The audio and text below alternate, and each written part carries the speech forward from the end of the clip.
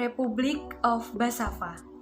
Negara ini bermakna kuat karena keberadaannya lahir berkat perjuangan-perjuangan yang gigih yang dilakukan oleh para leluhur. Mengorbankan seluruh jiwa dan raganya untuk melawan para penjajah yang bersinergi untuk menguasai negara ini.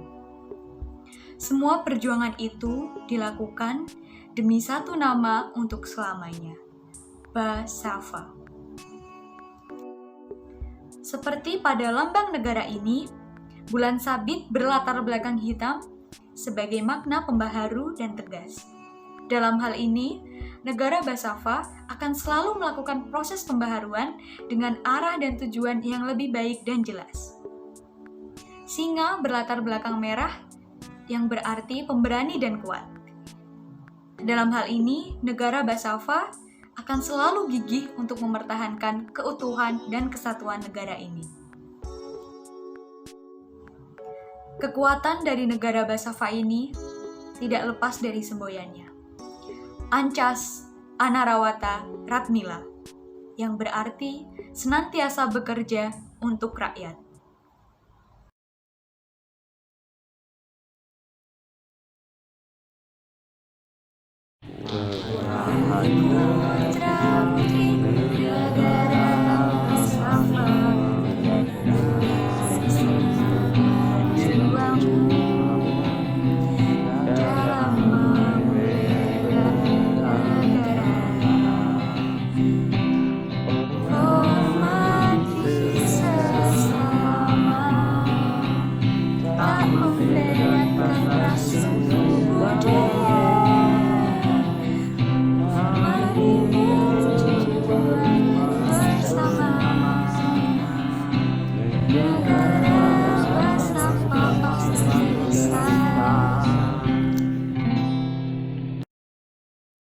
Basava, Ancas Anarawata Ratmila.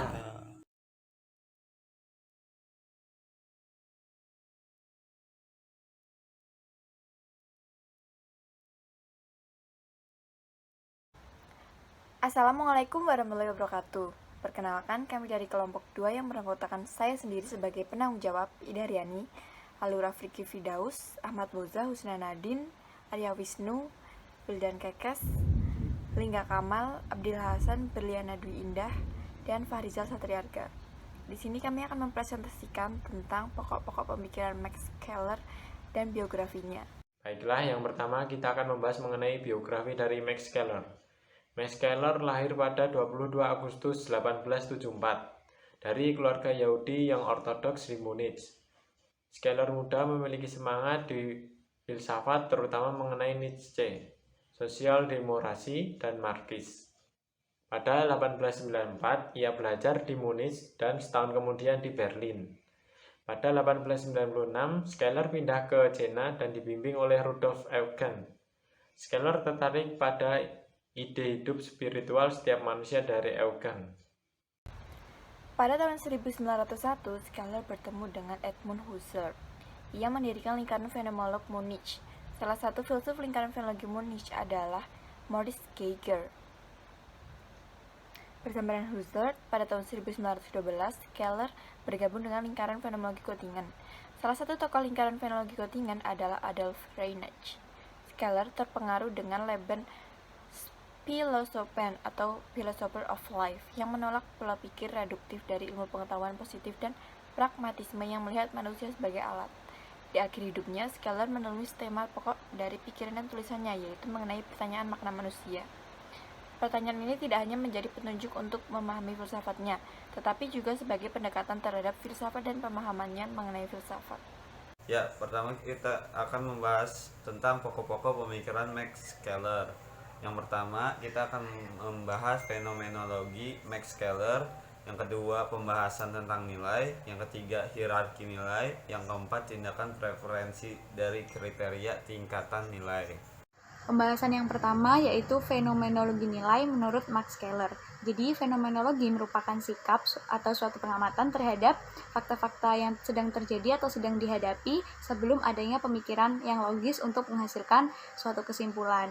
Dan hakikat metode Fenomenologi ini menurut Max Keller diterapkan pada bidang-bidang pengenalan seperti etika, filsafat kebudayaan, keagamaan, dan pada bidang yang lainnya. Selanjutnya, Max Keller membagi fakta menjadi 3 jenis, yaitu 1. Fakta natural, yaitu fakta yang berasal dari pengenalan inderawi dan menyangkut benda-benda konkret. Fakta semacam ini tampak dalam pengalaman biasa. Yang kedua, fakta ilmiah, yaitu jenis fakta yang mulai melepaskan diri dari pencerapan inderawi yang langsung dan semakin abstrak. Yang ketiga, fakta fenomenologis, yaitu fakta yang berupa isi intuitif atau hakikat yang diberikan dalam pengalaman langsung, tak tergantung dari ada tidaknya dalam realitas dari luar. Nah, sekarang kita akan membahas tentang nilai. Menurut Max Keller, nilai itu berasal dari dunia nilai yang keberadaannya secara esensial tidak tergantung pada objek bernilai yang bersifat empiris. Etika Max Keller adalah etika material yang tidak empiris, melainkan a priori. Nah, untuk pengetahuan teman-teman saja, a priori itu apa toh? A priori itu adalah keadaan kita menilai sesuatu tanpa melihat keadaan yang sebenarnya. Contohnya itu biasanya kita itu menilai seseorang, semuanya si A, kita itu menilai A, dan itu baik atau buruk tergantung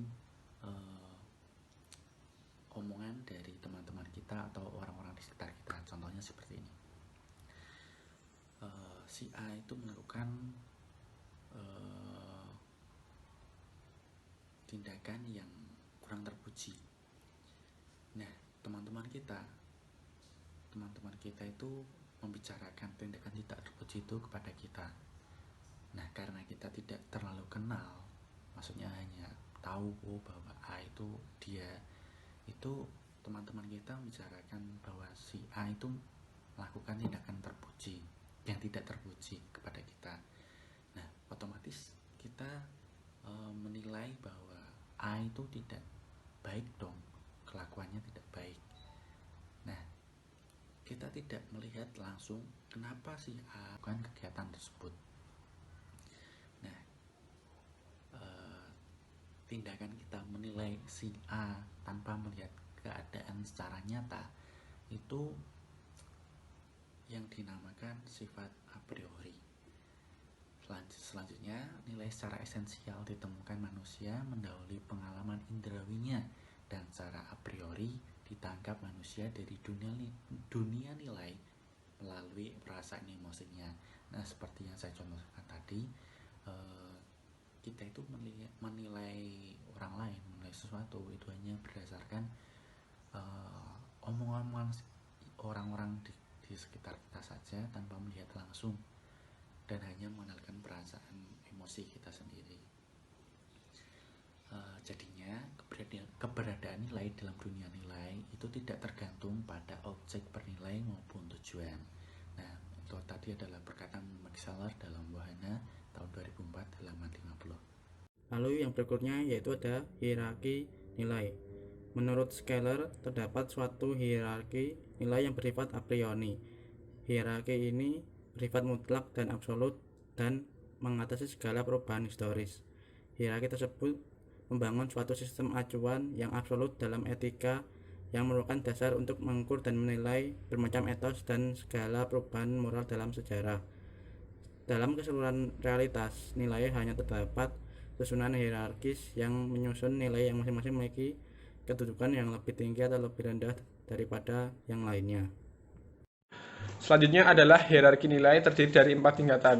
Yang pertama adalah nilai-nilai kesenangan dan nilai kegunaan, kemudian nilai-nilai vitalitas atau kehidupan, selanjutnya nilai-nilai spiritual, dan yang terakhir adalah nilai-nilai kesucian dan keprofanan. Preferensi dan kriteria tingkatan nilai. Menurut Max Keller, hierarki nilai dapat terungkap melalui tindakan preferensi.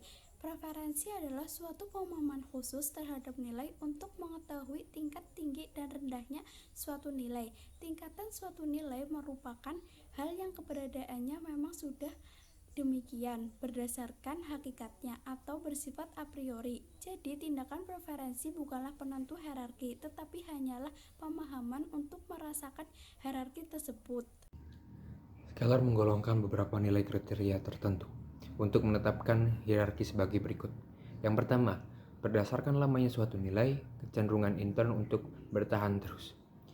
Contohnya cinta, jika dibandingkan dengan rasa simpati yang mudah hilang. Yang kedua, nilai-nilai rendah dapat dibanggakan di antara beberapa orang, sedangkan nilai-nilai tinggi sebaliknya. Yang ketiga, suatu nilai semakin tinggi semakin kurang pula bila didasarkan fakta nilai-nilai lain, dan sebaliknya jika semakin rendah. Yang keempat, nilai lebih tinggi menghasilkan rasa puas. Yang kelima, nilai-nilai lebih tinggi kurang dialami dalam organisme subjek yang bersangkutan. Sekian dari kelompok kami, kurang lebihnya mohon maaf. Wassalamualaikum warahmatullahi wabarakatuh.